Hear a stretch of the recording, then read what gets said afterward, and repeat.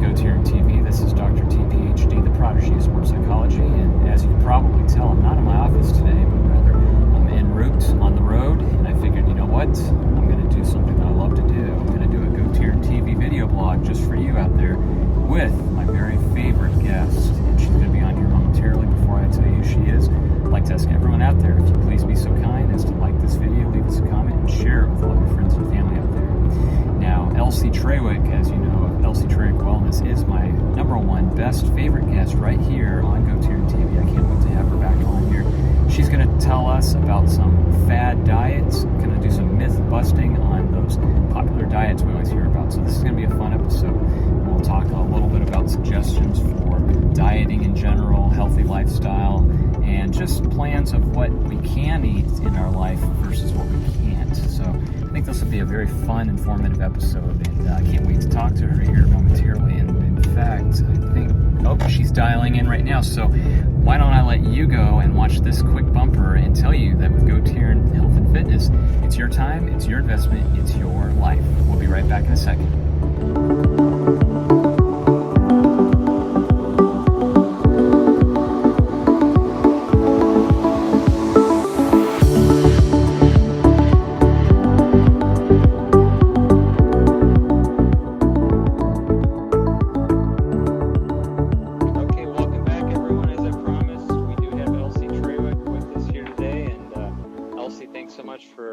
Us back here on GoTarryn TV. Oh, it's my pleasure. I love being here with you. Thank you. And I know that Elsie, you and I were going to meet today about some myth busting, I believe, on some of these fad diets and why diets don't work. Well, we're going to focus on why diets don't work, why diets fail, and why is it so hard once you've lost all that weight to keep it off. Interesting. And there's some strategies, I believe, that you're going to Yep, we're going to have a couple of strategies at the end to talk about that you can do instead. So that's awesome. Yeah. Cool. Okay, well, fire away, because I know this is a topic that a lot of people will be definitely interested in learning more about. Okay, I'll jump right in. I've got some I can't say the word statistics I want to give first off, because I think these are, let's top load these on the beginning, and if people have questions, good idea. Reach out and ask both of us. Yeah, that's a good idea. First off, 95% of diets fail. 95% of dieters regain their lost weight plus additional weight after they've completed a diet within 1 to 2 years. So it's success rate. You may lose the weight in the short term, but in the long term, and that's what we're talking about, because we go on a diet to lose weight and we want to keep it off. We don't like to yo-yo diet. Our goal is to get the weight off so we can keep it off. So those are two important statistics. And then I'm going to talk about today, I'm going to give us reasons why diets don't work and what you can do instead. And then I'm going to provide you with 3 tips that you can do instead of going on a diet. Very cool. So that's going to be our fun conversation for today. I've got some more statistics for you. In 2021, this is just last year, this is according to the CDC, 37.9% of men and 41.1% of women were considered obese. Oh, wow. 15% of U.S. teens were considered obese. Oh, gosh. Those are scary. Those are scary. In a culture that seems to be obsessed with being slim, if you look at magazine articles, if you look at almost every magazine has or is promoting some kind of diet, some kind of way of eating to lose weight, some kind of way of eating to be healthy.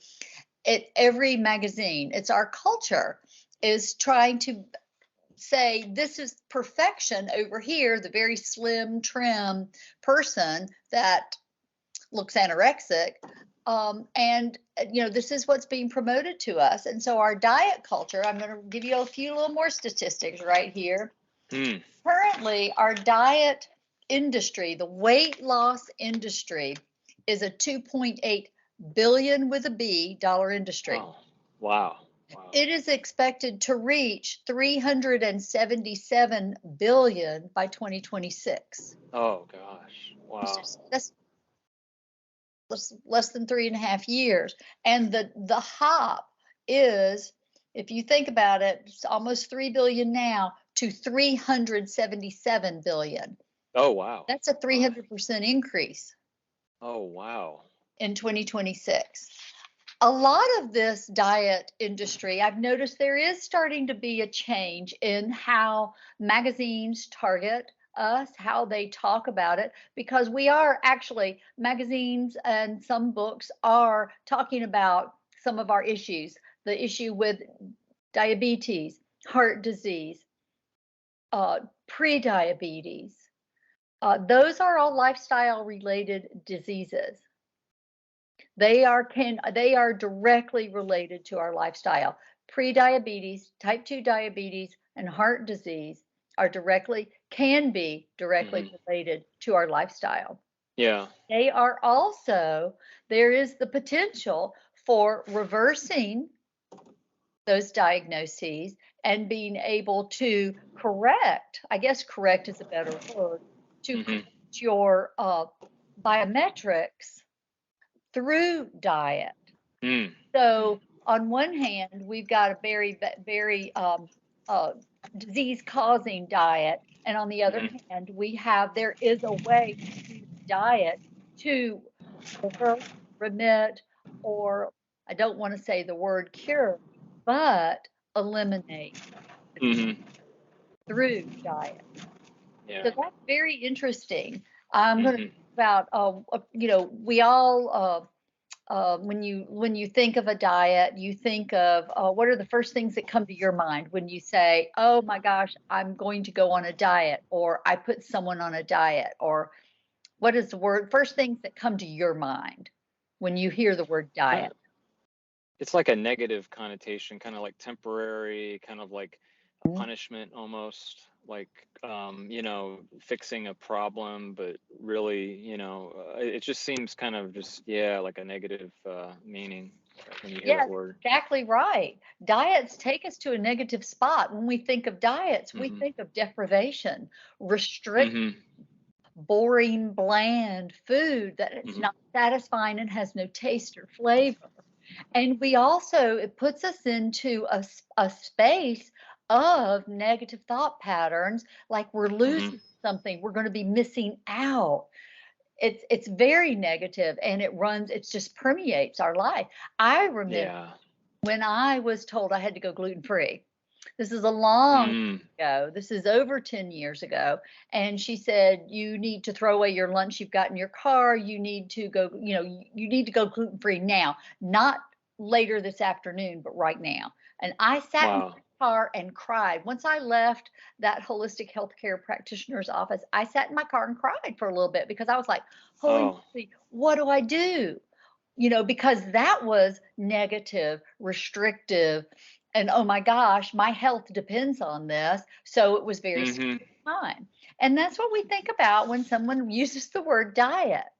So our first strategy for taking that is get rid of the word diet.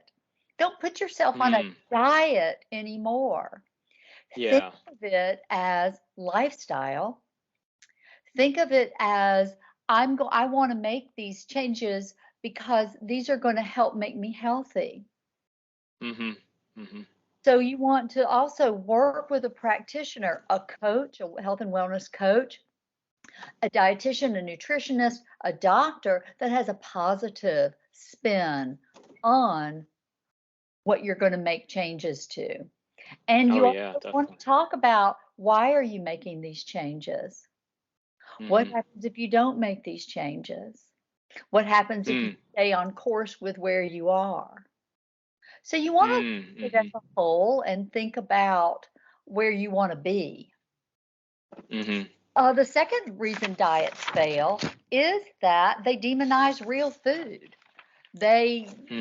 If you, some of these places, if you eat their food for so many weeks, you're going to lose the weight you want to lose.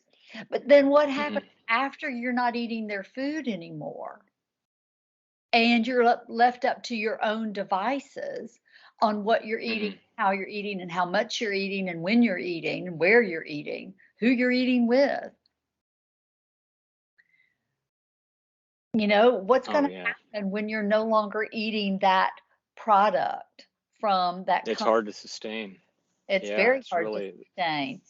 And the third reason diets fail is they mess with your hunger cues. They mess with your natural eating cues because they tell you to only eat at certain times a day, or maybe you're supposed to eat 8 mini meals. And a lot of times, if you're restricting your calorie intake and you're restricting your food intake, you're not listening to your natural body rhythms, and you're trying. And then you've got the added stress of, I've got to do this at a certain time. I've got to do this. I've got to do this. So adding that added stress cues our body to fight and flight. And when fight and flight mode, our digestion shuts down. It puts our body into something. When we don't listen to our natural cues about when we're hungry and how much we're eating, we mess our body's natural rhythms up. And a lot of times what happens is our body, especially if you're on a restrictive calorie diet, our body shuts down and holds on to every calorie it gets. So 3 reasons why diets don't fail. Number 1, they put us in a negative frame of mind. Then we're starting to dread the whole process. The second thing is they can demonize real whole foods. Right. And the third thing is restricted eating and can mess with our natural cues for hunger, and it can throw our body off so that our body holds on to every calorie we take in. And we get the opposite effect. We may gain some weight before we actually start losing. And restrictive diets we can't sustain them. We get bored, we get angry, we get hangry, and you can't sustain a restrictive way of eating pattern for long periods of time. And if, like a lot of people during COVID, who out there has gained the COVID 10, 15, maybe even 40 or 50 pounds during COVID? Because we've been home, we haven't been going anywhere. We were ordering in our food, so it was like a celebration, and we made it a party. So almost everyone I know, but a lot of my friends gained weight during COVID. I actually had a period of time last year in 2021 after Christmas. I went up there because I got hooked on eating sweets. I made pecan pie for Christmas, and after that, there was during the month of January, I was getting together with my little COVID group. We were all, watching where we were going, who we were socializing with, and we hung out together. We started doing dinner every weekend, but we would have an appetizer. We would have wine and cheese and crackers and beer. Then we would have our dinner, and we had dessert. That just starts piling on when, it's January and you're not moving that much. Yeah, exactly. So 3 ways to reverse those negative connotations with dieting is number 1 is to don't go there. Think of making lifestyle changes that are sustainable, that you can stick to long after you've lost the weight. It's like me going gluten-free. I have never gone away from gluten-free because I know what happens when I eat gluten, and it makes me sick. I get brain fog. My digestive system shuts down. My joints ache. So those 3 things in and of themselves are enough to keep me away from gluten. So find things that will help you stay on track. So it becomes more broad than a short-term diet. You want long-term results. You want long-term lifestyle change. You want to build new habits. So first off, and that puts you in a positive spot. Second thing, start looking at what you can eat. The world is full of vegetables, and vegetables are naturally low in calories, sugars, and fats. Mm-hmm. So we've got a built-in diet food, vegetables. Start crowding out the junk food with lots of healthy vegetables. Half your plate at every meal should be vegetables. Mm-hmm. Try to lose weight. And the third thing about an alternative to diet culture is to stop demonizing food. Mm-hmm. Number one, we need to eat. Food are the fuel that for our body. If you want to have an active, busy lifestyle, we've got to eat whole foods. Mm-hmm. So we don't want to demonize. And many of us do have a love-hate relationship with food. We eat the foods we love, then we feel guilt and shame because we've gained weight. We don't have as much energy. We can't keep up with our children, our grandchildren, our friends. So we don't, and it's kind of to the point where we don't know what to eat. What am I going to eat? Mm-hmm. So we need to figure out what you can eat to keep up with your busy lifestyle that's going to fuel your body with energy and nutrients so that you can have an active lifestyle. Mm-hmm. And turning to vegetables, and vegetables, they come in all shapes and sizes, all colors. They're all good for us. And half our plate should be devoted to vegetables. Dark leafy greens, orange vegetables, red vegetables, white and yellow. Think of eating the rainbow. And you can't go wrong. Vegetables are easy to cook. They're easy to prepare. They don't take much time. A lot of them you can eat raw in a big salad, or you can saute, boil, steam. They really don't take a long time to cook. So you can get them done fast for a home cooked meal. Add a healthy protein with that. You know, you're ready to go. So it's really important to think of when you're thinking about what am I going to do? What am I going to do? Is if you're struggling, reach out to a professional. You're a trainer. I'm a health coach. So reach out to a personal trainer. Reach out to a health coach. Ask a friend if they've lost weight. What they did. How did it work for them? Did they work with a health coach? And if anything I've said during this conversation has resonated with you out there on the receiving end of this, please reach out for a conversation. You can ping me through, because this will be posted on my Facebook page. It'll be posted on YouTube. I might in the front and back. Just I'll go to my Facebook page, send me a private message me, but let's start a conversation because it's food can be fun. It's health. It's good for our and find a way to eat healthy, lose, and maintain energy throughout the day. So. Yeah, that's really good, Elsie. And I wanted to ask you a couple of questions too on some of these diets out there because the first earliest kind of, I guess one of the earliest ones that comes to mind, you remember the Atkins diet was very popular, and It still Atkins is diet, very popular. and still is, yeah. So what's your take on Atkins diet in general, and the people that are on it, and just overall assessment of it, I guess. Well, actually, it depends on the person. We're all different. There is no one size or one right way to eat that surpasses all others. It totally depends on the person. And that's where it's important to reach out to a professional, a dietitian, a nutritionist, a health coach, a personal trainer that has some information, because all of us are different. We have different backgrounds. We are different shapes and sizes. We come in all colors. We're just like vegetables. We run the gamut, and it depends on you. Like I have some friends who are plant-based, they eat plant-based, and they are healthy with a plant-based diet.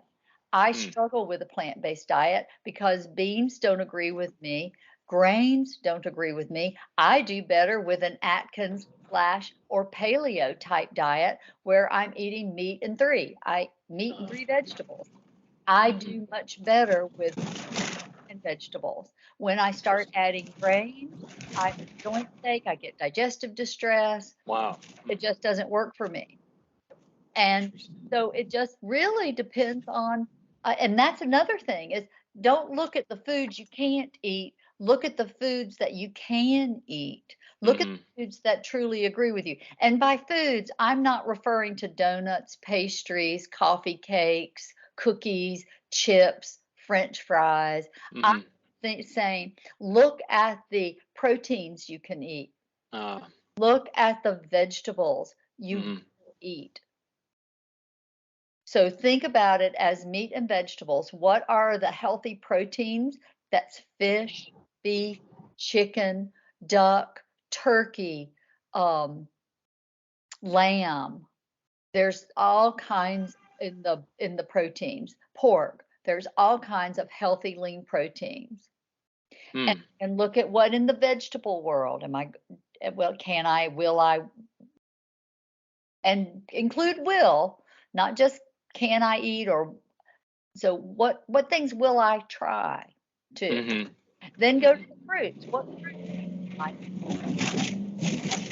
So that you are encompassing whole foods.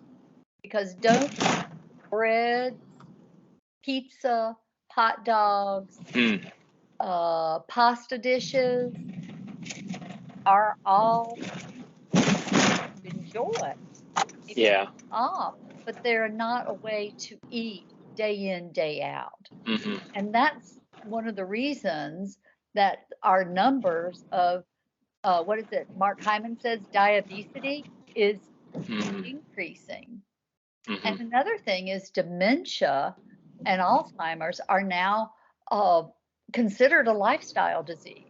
If you start now, switch to a lifestyle of eating whole foods, adding vegetables to your diet, fresh fruits, lean protein, lose the sugary sweetened beverages, get off the cupcakes, cookies, and donuts for snacks, and get off a lot of the processed, refined carbs and sugary sweetened powders and meal replacements and meal supplements.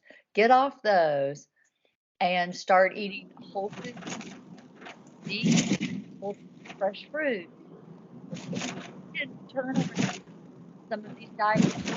You can you can limit exposure to diabetes, heart disease, pre-diabetes, and there's potential there to change the course on dementia.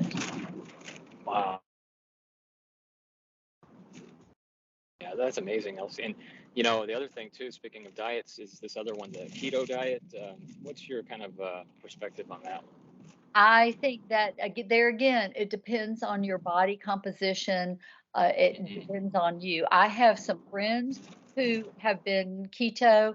They lost the weight they wanted to lose on the keto diet, and now they're moderating that keto diet. So it's not so very strict. I have friends who do Atkins. They've done the same thing. They found that Atkins worked for them to be able to have enough energy to get through the day, to lose the weight they wanted to lose, and to be healthier.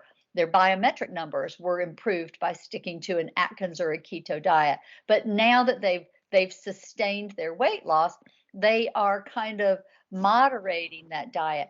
And this is the other thing is, what is the very first thing before anybody needs to start even on a diet or a lifestyle change? What is their vision of health? What do they want? It's all very personal, because for some people it's not about weight loss or what they weigh. It's they've been diagnosed as pre-diabetes or type 2 diabetes, and they're scared. They're worried. Yeah. Don't want to be on medications the rest of their lives. Yeah. So what do? It's not, they're not looking at themselves and saying, "Oh my gosh, the scale is not that important to them." What's important is that they're healthy, they have energy, and they're not on medications, or they're not going to have a heart attack or a stroke. They're thinking in terms of, of longevity. I want to be here to play with my grandchildren. I want to be here for my Yeah. children as they grow up. Sure. I want to be here for my husband or my spouse, my wife. I want to be here for my partner, and I want to be healthy. I want to be healthy. I want to have energy to make it through the day. So at 10:30 in the morning, I'm not running around looking for some sugary sweetened coffee or other beverage to give me a perk up just to make it to lunch. Or at 3 o'clock or 2:30, I'm not nodding off at my desk and having to get up and go get something from the vending machine so I can make it through the afternoon. They want to learn skills that they can use. Mm-hmm. But number one, fuel their lifestyle, be happy, be healthy, and have enough energy to enjoy their life. So Mm-hmm. I think it's non-scale. There are the people who want to lose weight for losing weight's sake. They have a size, a number that they want to stick to. And Mm-hmm. I fall into that category. I want to stay a certain size. I don't want the scale to budge. That's my marker personally. I'll admit it. But a couple of years ago, yeah, it's been about 3 years, 4 years now. I was diagnosed with high blood sugar 3 years in a row. Technically, I was not overweight. I was like right on the low end of my weight range, but I had high blood sugar. I was on my way to pre-diabetes and type 2 diabetes. And that scared the heck out of me. So I went back Oh and yeah. what I was eating, and that's when I found the Whole30 and did my first Whole30. Mm. Wow. So there are other markers that may put us into where we are out there looking for a new frame of reference with which to guide how we eat and what we're eating. Mm-hmm. But I do admit, and I'm and it's not a bad thing. It's just one of my markers. When the scale goes up, I nip it in the bud. But also, I have a tendency to, Mm-hmm. my body doesn't process sugar, so I eat so that I'm not facing that a lot of the time. I really am learning, and I'm still learning how to control what I'm eating so that my body doesn't have a spike. Since I know sugar is one of my weaknesses, I love it. And if I start, I can binge on it very easily. But I also know my body doesn't like it. And how I feel if I eat too much or have gotten too much sugar, I don't like the way my body feels. So I work to keep Mm-hmm. it level. So it's always a work in progress. Let's just face it, we're always a work in progress. That's true, Elsie. Yeah, very well said. And to summarize, again, wow, 30 minutes just flew by so quickly here. It's counting me down, but you nailed it. That we all said earlier, like you've given us a lot of self-improvement. But Elsie, before we let you go, you mentioned earlier about maybe joining one of your groups or pinging you. Can you please let's go ahead and give that information out before we wrap up here? Yeah, please. If anything I've said resonates with you, if you'd like to start a conversation or just have a conversation, I do complimentary sessions. I do a complimentary health history, and we work on pick one health goal and give you some strategies to tackle that health goal. And we talk about what's going on with your health right now. I can be reached at 404-788-1610. Elsie Trawick. Or you can message me on Facebook, Elsie Trawick. My business is Elsie Trawick Wellness, and I look forward to hearing from you. And as always, Taryn, it's a pleasure to be here with you. Likewise, Elsie. Again, thank you so much. That was perfect. Really appreciate it. Very well done. Excellent video again with you. And hope you have a rest of a great day. And while we fade to black, I'm going to go ahead and put the contact information up right now. And we'll see you next time, Elsie. See you next time. Have a great day, everybody.